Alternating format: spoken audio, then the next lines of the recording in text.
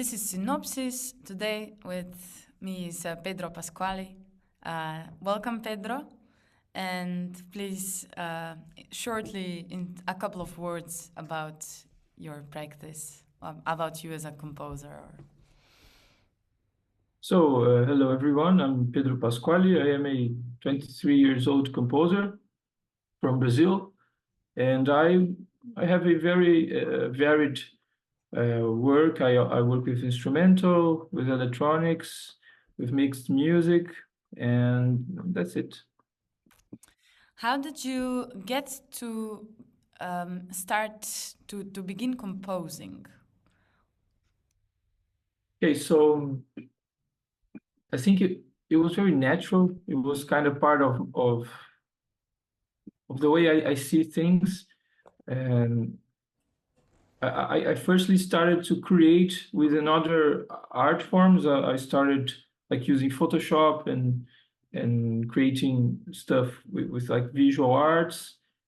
And when I started like reading more, I started also wanting to write. So whenever I came upon a form of art, my natural impulse is to create. So when I started music, I started in music. My natural impulse was also to create, and I also began with the guitar as as Brazilians usually do, and also through popular music.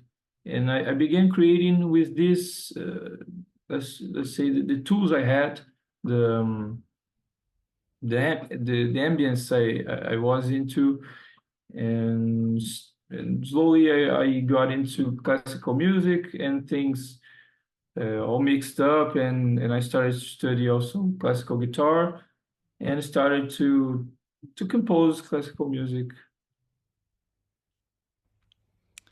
And you said you use also performed popular Brazilian music. I began with it. Like you began with it, as you say. Yes. That's a practice in Brazil to start playing. Is it which Yes. kind of genre is that then? So I think the guitar is very common in Brazil. So every house has a guitar, and everyone starts with the guitar. If you take like some what we call MPB, it's like música popular brasileira, Brazilian popular music. It's everything has guitar basically. Everything is sometimes it's only guitar and voice, and so this Brazilian popular music we call MPB is very related to the guitar. So naturally, when we start studying guitar, playing guitar, this is the kind of music we will want to play. But I think the thing in the guitar is that you can basically play any popular song that you like. And I'm quite young, so I got a lot of access to internet. So I met a lot of foreigners, artists. So I used to play everything I liked to hear. I played it, and this is very common in Brazil. So like rock music, I used to hear, and I wanted to play also. Wonderful. And since you said you picked up every kind of creative crafts or arts, why do you think you stayed with composition specifically? So when I was using like Photoshop to do stuff, I was very young. I was like 14. So it was very natural. I didn't know what I was doing. And while time was passing, I realized I liked music and I wanted to be a musician. But whatever area I would create. So I wanted to be a musician, and I would create in this area because it's what I like. Music, it's what I like, and I will naturally create because this is my natural impulse. Do you think this is a natural impulse for everyone, and it's simply not always recognized or accepted? Or do you think this is... I'm just asking, you know? Or do you think this is just specific to some people? It's a curious question. Yeah. I was reading Schoenberg's Style and Idea, and there is an excerpt that he says that like a true composer is the one who has this natural will to compose. I don't think that's the only possibility, but I think it's much harder to compose when it's not that natural as an impulse. So I think, for example, there are people who composing is not the main occupation, and that's perfectly fine. But I think if you are a composer as a main occupation, if it's not an impulse, it would be much harder. It would be because it's a very laborious activity. It takes a lot of time. It takes a lot of care with what you're doing. Mm-hmm. And if you don't has this as a natural impulse, it will be very hard. So, playing naive, why would you say it's a very laborious activity? I think composing has a lot of how do I say it, like steps. Mm-hmm. You first have to like have an idea, and then you have to realize this idea. Like you have to write, and then when you start writing, you immediately realize you will have to change plans, and then you will have to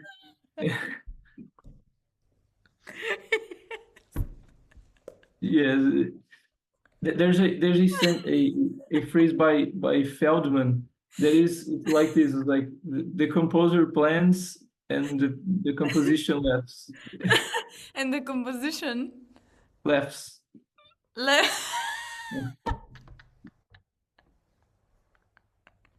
That's hilarious.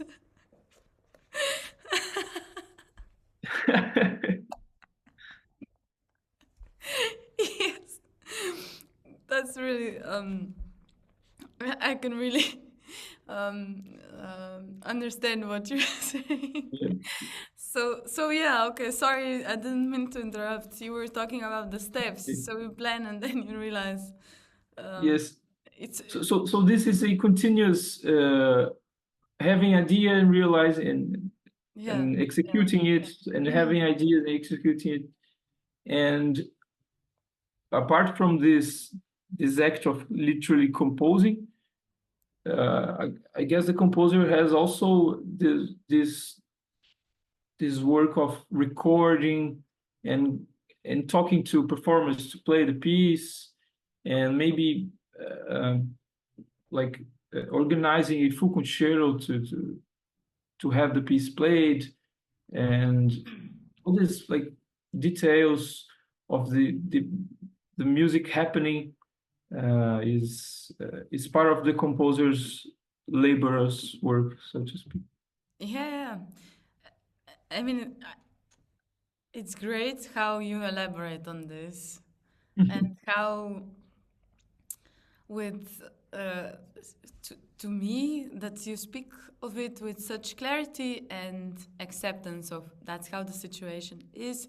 This is this something that was always clear to you when in your conception of composition, that this is simply how it works, perhaps also from other creative processes you were talking about?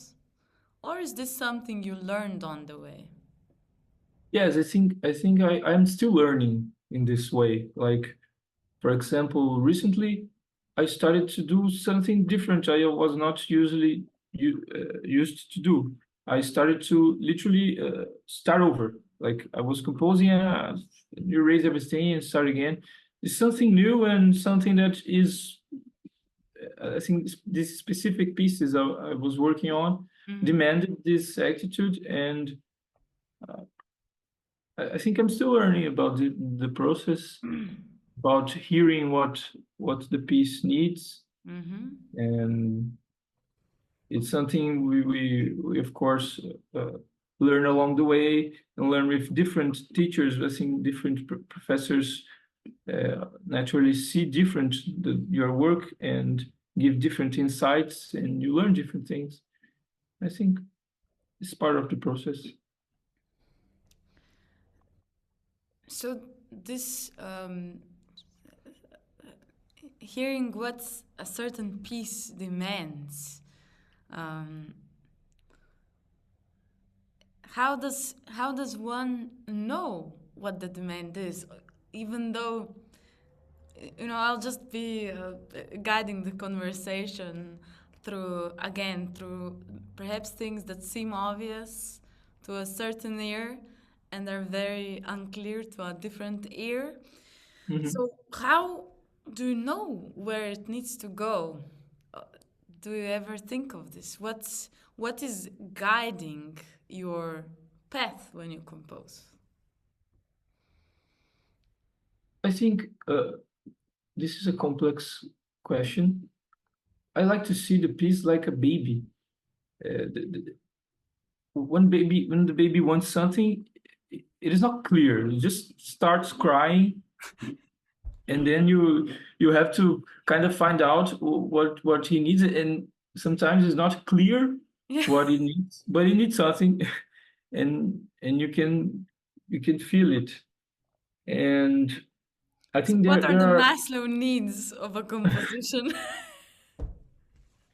and I think this has a lot of a lot of like layers. So, for example, there is the time layer where you can only understand the timing. For example, I feel that this idea needs to be repeated, but how far in time from the first appearance? So the only way to know is to hear, because the piece is going to be heard. You cannot suppose this time. You have to hear. This is one layer. I think the conflict between imaginary time and literal time. And just a quick parenthesis. I think this is what makes the last pieces of Beethoven so interesting. I think because he was completely, I forgot the word, like Deaf. Deaf. He was completely deaf, and I think what was working more there was this imaginary timing and not literal timing. And I think this is one layer of this. I lost the Of following the specific composition's demands. Yes. Thank you. And this is one layer. The other one is to understand that the necessity is not unique; it's multiple. So there is a field of possibilities that can fill this necessity, and you're not going to find a ultimate answer and objectively the right thing to do, but you will choose something that it's appropriately fitted as a possibility. Like it's a simple example. When you have like a symphony, I don't know, by Mahler, you can have any ending, any ending to the last bars of the symphony, but it's not an infinite number, because it's an ending. It has to have the qualities of it. and he has to answer the necessities of the whole piece that came before. But it's multiple. He can do anything in this end. That's a way of listening in terms of what everything else could have been written here. However, this exact version was chosen. Right. By the way, when mentioning imaginary timing and real time in connection to Beethoven, is that because he was deaf? Because, you know, hearing time, you mean hearing his music in, obviously, time? Or do you mean something else? Like, because in the end, in that era, they mostly wrote a composition, I guess, and heard it.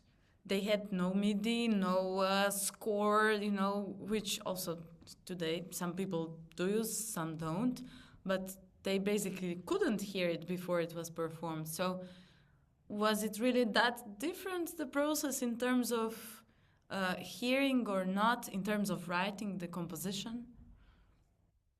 Or do you refer to something else? The interface used to write, like the paper and the ink. For example, if you have a staff in like Andante and another one in Presto, it looks like the same duration, but it's completely different in time duration. So I think, as being deaf, he was like trapped in this writing, imaginary hearing and universe. Visual. Yes, I guess so. Sense of time. Are you yes, saying I that? guess so. Yes, it's an opinion. I don't know. I'm not a Beethoven specialist. It's a sensitive topic. All right. So curious. So you follow these demands of the composition, if we return to that. And then my question is, if we are comparing a composition to a baby, is it also with composition, to you, clear that always there will be, you know, the baby will always have to be fed, warm, have sleep, and lots of love, you know? Is it also for a composition that you have all these certain things that are just clear, this anyway has to be taken care of? Interesting. Now you were mentioning time. Perhaps time is the, you know, the food, or, you know, I'm trying to expand on the metaphor that you offered. Yeah, I will try to answer in the metaphors also. So I think if you want a good composition, you will have to take good care of the baby. But again, there is not a single way of taking good care of a baby. You can be for example, a serious parent and be an excellent carer, take excellent care. And you can be extremely funny and agitated parent and also take great care of the baby. So I think if you want a good treatment of the material, yes, you have to take good care, but there is no single way of care. And every baby is different, right? Yes. Fantastic. So, you know, I mean, in the end, this we can tie this to the you know, if compositional practice is one thing and composer's life is a different thing, you know, how does the character of the parent influence the development of the baby, or, you know, something like that? How does the life of a composer influence the composition? in your It's view? interesting also. I think when I think of me, for instance, I'm very influenced by my main teacher, the way he treats musical material. And I think I can expand this. I think our influences, what we learn, that is a good good caring of this baby, is what we learn about how we should care also. And what we don't agree also gets in this learning. So I think it's these two things. Our teachers, how the people we admire carry of the baby, and how like the people we admire, but like the great composers, that the pieces we like, the pieces we think are good babies. How is this baby? How was this baby Taken care of, right? Yes, yes. Yeah, I guess it brings also up the importance of great mentorship to one as a Yes. composer. Yes. Did you have, up to this point, what role do you think, if maybe you can expand more on this, on the role of that mentors had in way you can today compose and conceive of composition? Okay, so I am naturally a learner. I'm always wanting to learn. I'm everywhere I am. I want to learn something from someone, some way. And because of this, I think I got really, really, really good my really good lessons from my tutors, even professors I had like a single class. I think I could extract super valuable things. And of course, when you see a professor every week, you learn more. You're more into what this professor thinks about music, other than when you simply have a single class. But it's curious how I literally heard like opposite things from different teachers. And it's also curious how I always seek to learn, because sometimes the professor is like, okay, it's fine, your piece, it's fine, but I always try to ask the professor, like, what have you not liked? What do you suggest to change? And I think this makes the professor. This is where you learn more, when the professor has to think, because he's so used to give feedbacks, and sometimes he's just like, okay, fine. But when you ask the professor, like, what would you change? What would you do with this piece? I think it's where you learn more. And I remember I was in a festival here in Brazil, and the professor was like, okay, the piece is fine.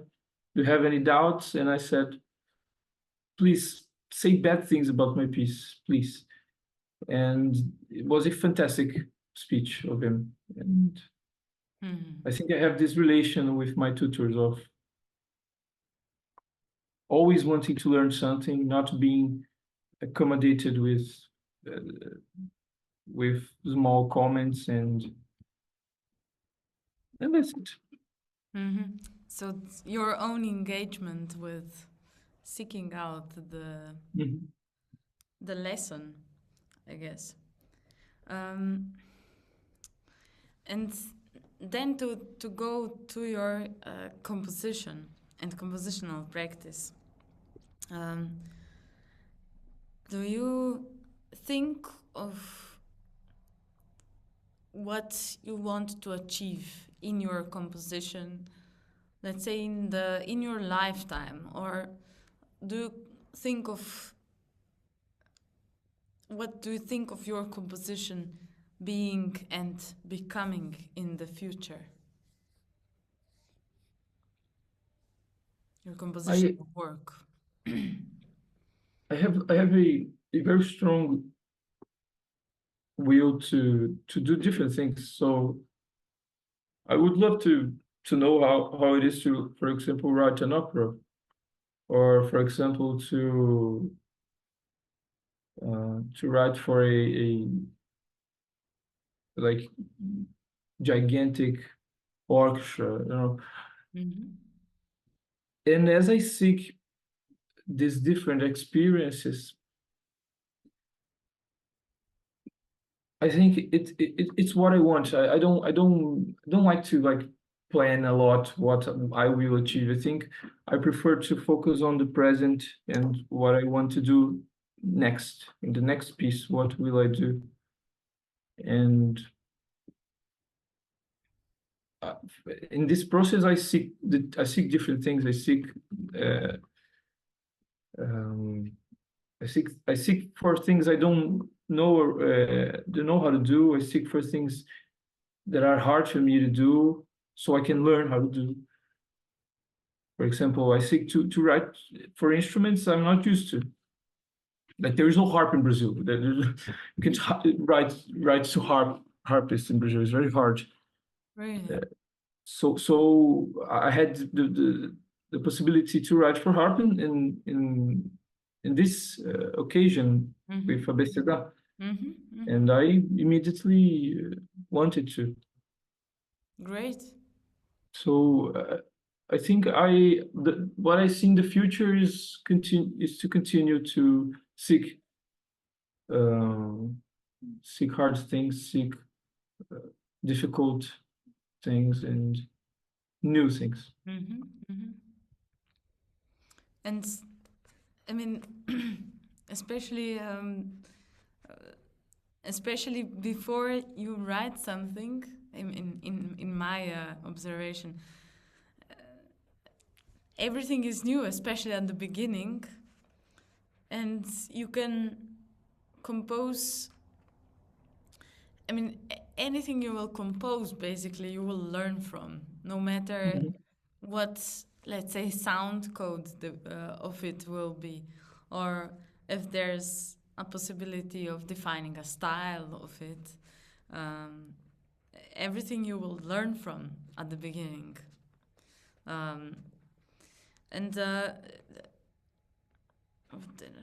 Yes, so for the next thing, I wanted to ask, what is that next thing then? Is it the composition you're preparing for the Abeceda ensemble? It's one of the things. It's almost done, the piece, and I'm working in something new. The formation is new for me. Like I have never written for accordion also. And I think that's it. It's like accordion and harp were new for me, so I'm studying a lot. I'm talking a lot to performers, and also the conceptual, not conceptual because it's literal, but the idea of the piece is also new. It's also something I plan to study in my master's degree, and certainly is something I used to get out of my comfort range. The idea of what was the subject of getting you here? I didn't understand the idea of a piece, you said. Yeah, the idea of this piece, like Of this piece. Ah, okay. yes, The the mere artistic. existence of it, or how do you mean this? So okay, so I'm gonna explain the proposition for this piece. So it's a bit complicated, but I will try to explain it. So the piece will work as what I am calling introduction form. So when you have I think that the easiest way to explain this is to compare it with Berrios' process in the Chemins. When Berrios composes the Chemins, he brings to the surface things that were implicit in the sequences. He literally says it in translating music, in his texts translating music. And what this introduction form does is it brings to surface something before an existing piece, not simultaneously as the Chemins. So, for example, in this case, I took the Bach's Chaconne, famous Chaconne in D minor, and then I built a whole piece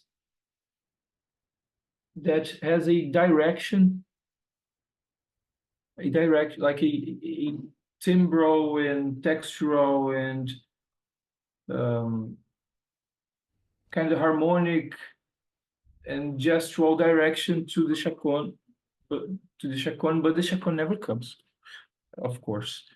So it's interesting because the cohesion of the piece is assured by this direction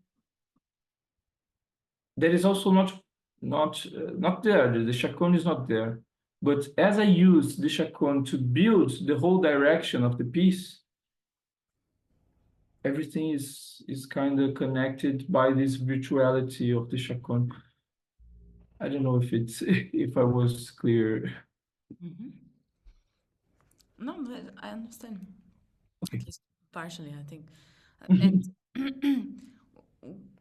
if it might be a bit of an irrelevant question, why chaconne?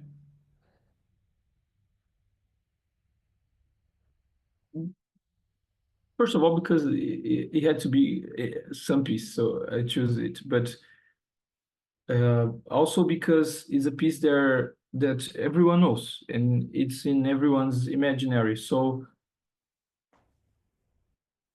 it's easy to build this cohesion through directionality if this direction is something everyone knows. So, if I understand correct, it's important to you that there's some common ground between the composition's sound reality and listeners' imaginary. Yes, I think so. Perhaps because it's important to you that people have, to put it, that listeners have some sort of access to what you write. Do I understand correct? Yes. For example, Charino's piece, De la Nuit, is a piece that uses some material of Gaspard de la Nuit, Ravel, of Ravel, and it ends in the beginning, like the end of the Charino's piece is the beginning of Ravel's piece. This like tremolo. It's where I got the idea, but apparently Shahino did nothing else similar. It's like the only piece he does this. And if you don't know Gaspard de la Nuit, it's just a random piano piece. You don't recognize the materials, it's just a piano piece. But when you know it, you're in that universe, you know. You can enter the universe. Even if you don't like know every bar of Ravel's piece, you have this in your imaginary, you can enter the piece, you know. I think it's this process. It's interesting you mentioned a book by the composer that's called Translating Music. It always occurs to me whether I try to speak about my own compositional works or with other composers or with anyone, in fact, about music. Because and also this perhaps stems from my work with the Institute, their notion of translating music, the translation. Will the translation ever be fair or true? You know, can it be true to the original?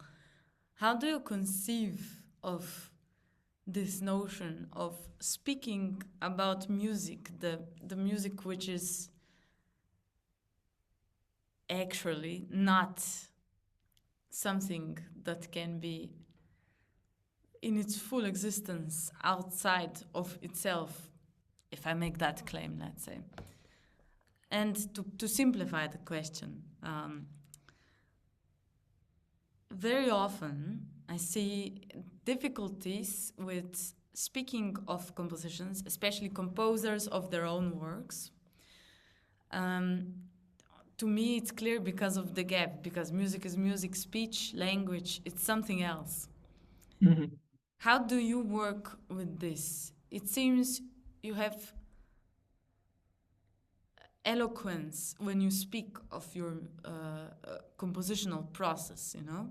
How do you conceive of this gap between music and language? It's very natural. Like in the very beginning of Rimsky-Korsakov's book about orchestration, he also says this. He says like, look, I'm gonna have to use like words from outside of the sound universe to describe sound, and that's the way we do it, and it's fine. Yeah. And I think it's like describing a color. How will you describe a color? You know. And but I talking think about other colors. and I think although you cannot literally describe, I think the communication can exist. And there is an example I like kind of thought about the other day, and there is a one of the pieces of Pierrot Lunaire. The text talks about like a butterfly, and the piece has a lot of tremolos. And then when you take, for example, Sept Papillons by Sariavo, it's also full of tremolos. So,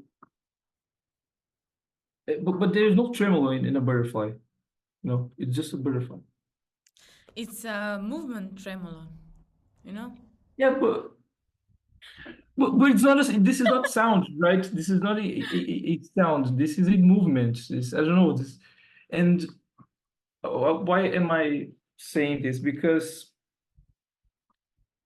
we have this common association. So when I say like a dolce sound, you can imagine because Dolce has meaning associations, and this way we can communicate. Like when Sariaho writes tremolos, we're not like, what is she doing? Whoa, it makes sense. We can hear the butterfly, you know. Yeah. We can understand this because we have like common meaning association. You know? So I think the communication is possible. We have to make an effort to be clear, because the other person has to know what we're talking about. But if the other person knows what we're talking about, the communication is possible. Yeah.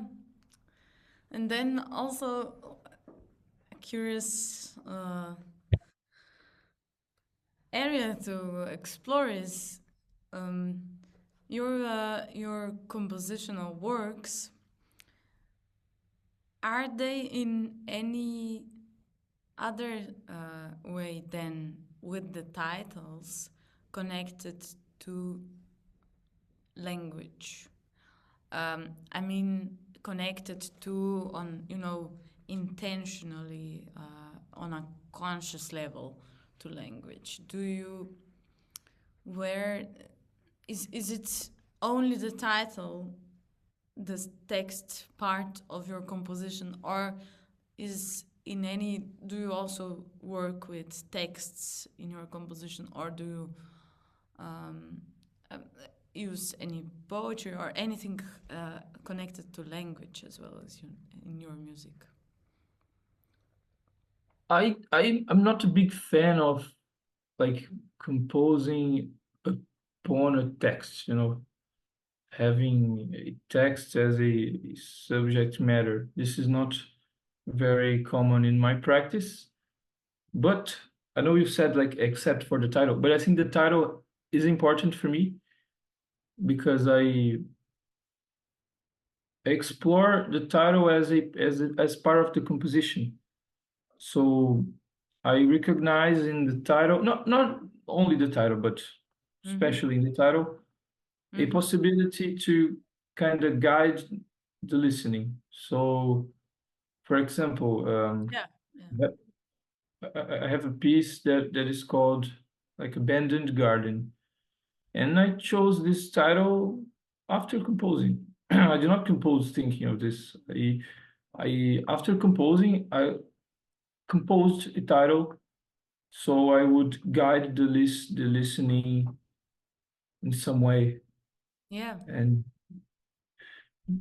enhance the fruition.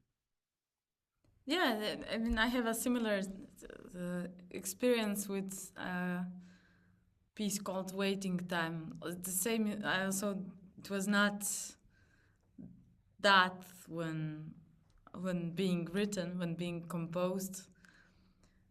In the end, it happened to me multiple times, actually, that in the end, I need to add a title, which I consider to be just, one of the final steps of the composition. But then I realize it's actually, in a sense, really important because it's one point of text contact with the piece from performers, from listeners. And it struck me that this is actually, it's a really important couple of words, or however, whichever number of words you use, or one word or more, that is there. Yeah, and it's a first interaction of someone that comes for a concert and opens the program and reads it before listening. Yeah, so I was curious. And yeah, I didn't mean to, I was just curious because I do observe in many instances that there's strong correlation of compositional works with text. So I was curious. And now I hear you mention subject matter. So you said text is a subject matter, not really that much. Is there other perspective you take on subject matter of your compositional works? Yeah, so I think so this is interesting. I think I usually have ideas for pieces when I'm listening to other pieces and when I'm playing, studying, practicing instruments. So I think music it's subject matter itself for me. But when I compose, this is not, of course, it's not explicit. I don't, I myself don't recognize where things come from, but in the act of composing, it's sound. It's sound. There's no text, no image. Or in this example of introduction form, there is a literal piece. There is a subject matter. But usually it's just a sound. It's just the sounds organized and placed there. There's no external guidance. So how do you then deal with the constant demand of writing program notes? This bothers me a lot. I hate writing program notes.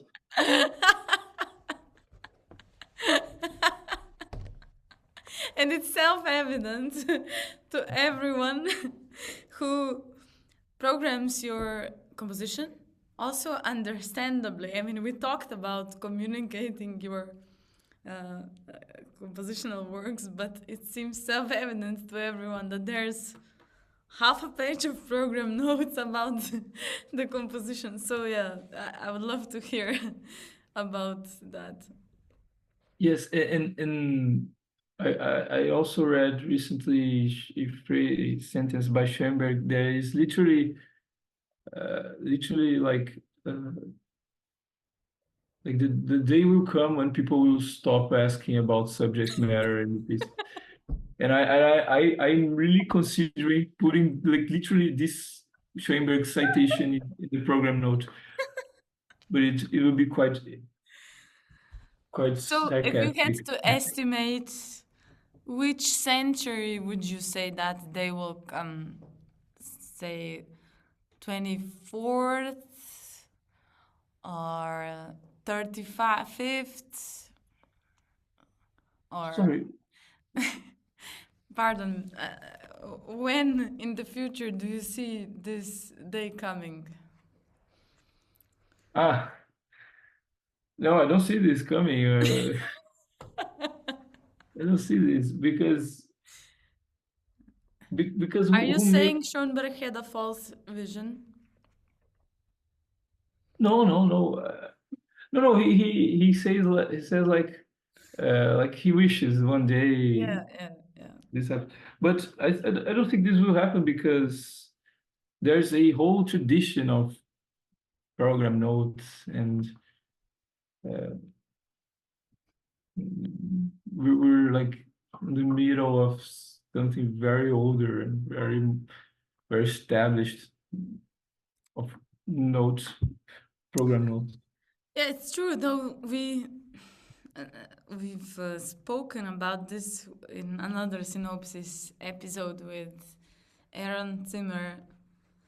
That perhaps today is the time to accept the fact that certain compositional works demand program notes, perhaps a lot of them, but that there's also very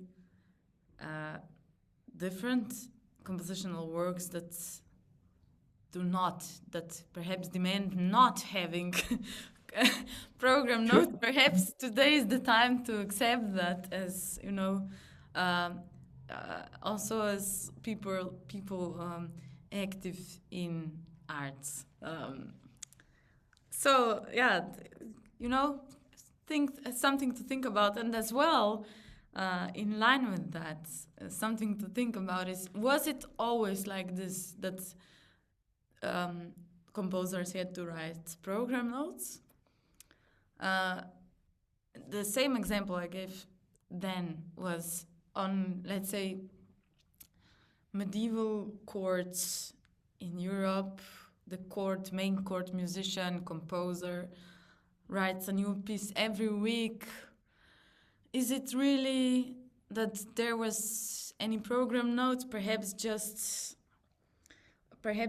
it was program chit-chat, or was it simply, this is the new cantata, or whichever form, and let's hear it out, you know? How old is this tradition of program notes, really? I suppose it's when programmatic music emerged, because what will you say about like symphony in D major? It's just a symphony. You have nothing to say about it. It's literally a symphony. Also, the names then were very simple. Maybe it was one of the dances, Chacona or Alemanda. But otherwise, exactly, it's like a symphony, sonata, fugue, more structural subject matter, I guess, formal. Yeah, I guess it's an interesting part of also what can be considered in line with, you know, you ink down the notes, and then you also have to consider these things, unless you're not a part of a Western classical music world, I guess. Yeah. So perhaps a couple, I think we're coming close to the end. I guess a couple of last remarks. Something about the future of composition in general. What do you see happening to it in next hundreds of years, or what? Hundreds. Take your year count. Oh, I see AI taking place in compositional process, at least compositional process. And I also see